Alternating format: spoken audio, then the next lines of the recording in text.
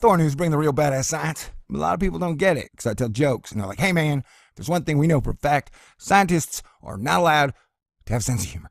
Stay cool. This is a Thor News presentation. Deal with it. Wait. Starting to see pictures, ain't you? I don't know if you know this. Thor News is for winners, and that's why you're here. So stick around. Thor News presents. Ladies and gentlemen, welcome to my Neptune follow-up video. I'm going to cover a subject I haven't seen anybody else talk about anywhere other than here, the Cornell University Library, the RZV, or whatever the hell you want to call it, man. I ain't no fancy highfalutin Ivy Leaguer, so you can try and punch me in the nuts if you want to. Now here's a title that really caught my eye and made my imagination go wild. An extreme planetary system around HD 219828. One long period super Jupiter to a hot Neptune host star. Now that's crazy. I've heard of super Jupiters before. They're just Jupiters that can fly, leap buildings in a single bound, go faster than a speeding train, and look through people's clothes with X-ray vision. Wait, no, I think super Jupiters are just a really big Jupiter.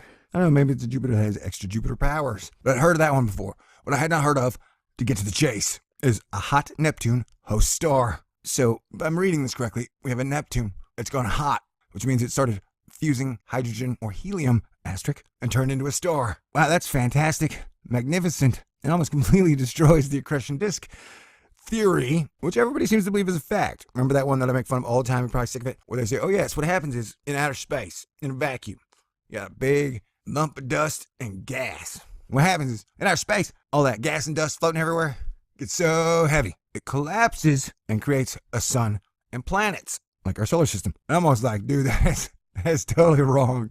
I don't know how they're created, but that's wrong. I can tell you that. Anyway, so the theory has always been that the giant cloud of gas and dust collapses and creates a star. But here, we got Neptune just going hot. Boom. Like, I was a gas giant, and what do you know? I'm a star. Correct me if I got this wrong. What's interesting is they call Planet 9, which is still yet to be discovered, asterisk, a Neptune-type planet. I wonder if that puppy's about to go hot. With about 2,000 extrasolar planets confirmed, the results show that planetary systems have a whole range of unexpected properties.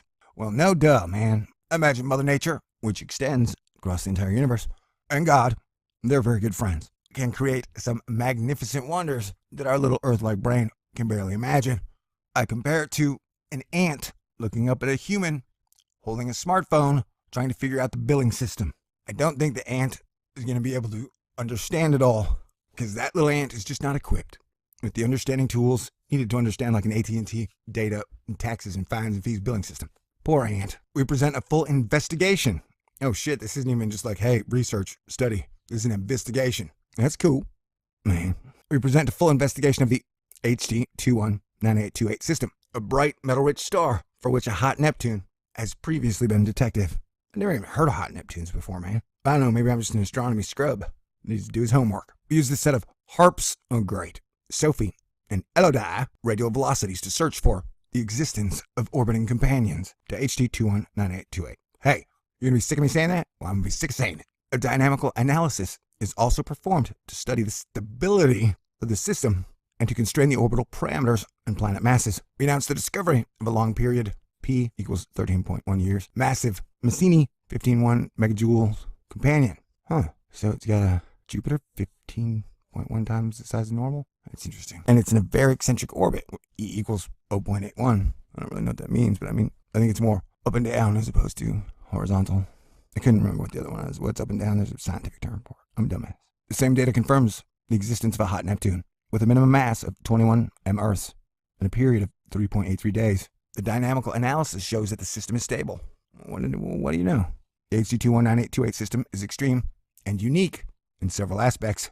First, and give that bitch a name. First, among all known exoplanet systems, it presents an unusually high mass ratio. We also show that systems like HD 219828 with a hot Neptune and a long period massive companion are more frequent than similar systems with hot Jupiters instead.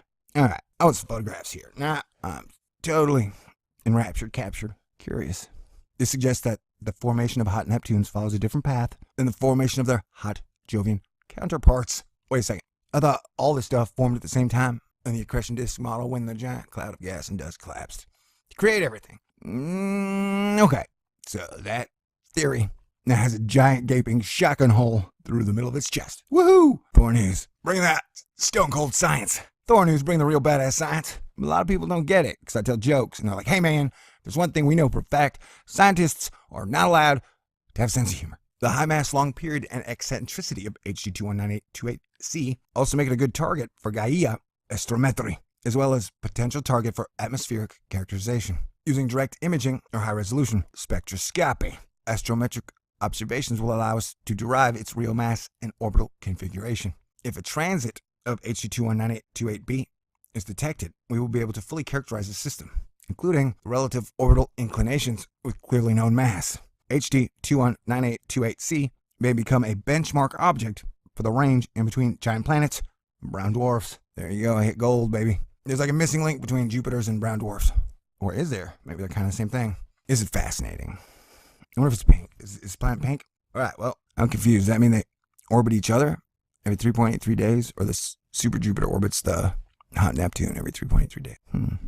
Where are my photographs? All right. Wow, they're cool looking, man. Well, there you go. Learn something new every day. I've learned that hot Neptunes are a thing. Good to know. If you already knew that, don't make fun of me too bad. Don't be a jerk, dickwad. I was just playing. You can be a jerk if you want, dickwad. Remember, dickwads turn into dickweeds, and Earth is already overrun with dickweeds. Dickwad. Okay, that's fun. I'm done. God bless everyone. Have a great day. I'll talk to you soon. Thor News. Bring that stone cold science. Thor News bring the real badass science. A lot of people don't get it because I tell jokes, and they're like, hey man, there's one thing we know for a fact. Scientists are not allowed to have sense of humor. Stay cool. This is a Thor News presentation. Deal with it. Wait.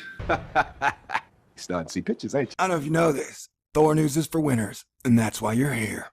So stick around. Thor News presents. Ladies and gentlemen, welcome to my Neptune follow-up video. I'm going to cover a subject I haven't seen anybody else talk about anywhere other than here, the Cornell University Library, the RZV, or whatever the hell you want to call it, man. I ain't no fancy highfalutin Ivy Leaguer, so you can try and punch me in the nuts if you want to. Now here's a title that really caught my eye and made my imagination go wild. An extreme planetary system around HD 219828. One long period super Jupiter to a hot Neptune.